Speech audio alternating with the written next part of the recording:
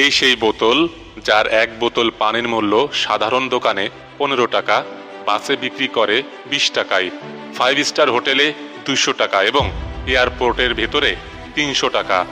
বোতল কিন্তু একই এবং ব্র্যান্ড সেটাও একই, পরিবর্তন শুধু স্থানের।